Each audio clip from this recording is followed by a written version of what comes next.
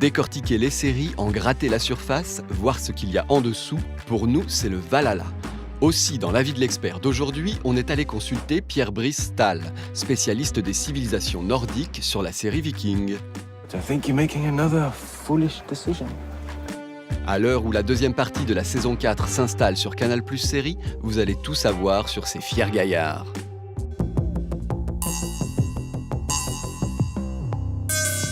De nos jours, on étend l'âge viking traditionnellement du 8e au 11e siècle.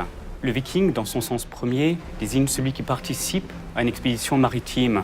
Ce sont des commerçants, des pillards, des guerriers qui cherchent notamment à s'enrichir. So Paris was everything Athelstan said it would be. And everything Ragnar dreamed. And more beside. J'ai beaucoup apprécié la série pour la place faite à la mythologie qui permet de voir un autre aspect de la culture viking. On y voit une société complexe, cosmopolite, qui ne se résume pas simplement aux expéditions. Hey, young Thor, you over there. Are you the ferryman? And whose ferry is that?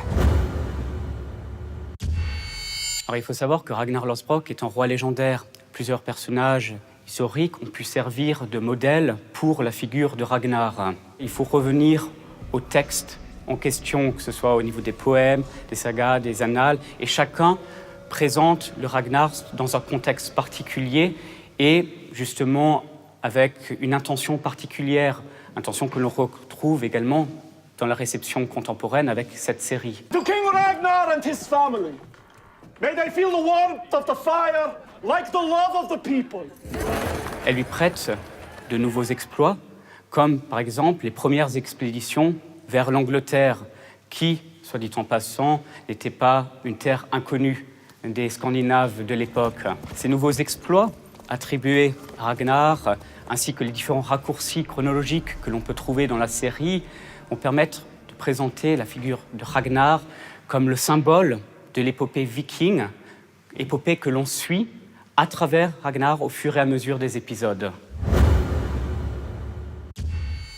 On a une diffusion progressive du christianisme. C'est un processus qui a été long. Durant le 9e siècle, on a déjà des chefs vikings qui vont se convertir au christianisme lors de leurs expéditions. Et ce processus va continuer au Xe siècle en Scandinavie. À cette époque, justement, le christianisme est en lien direct avec la notion de royauté qu'il vient renforcer. Et donc cet aspect politique, qui est bien représenté dans la série, a joué un grand rôle. Alors on le voit notamment avec Rollo, qui va se convertir dans la série et qui, par la suite, en saison 4, va justement se marier. Levos med tets och fisfär ner på Rons.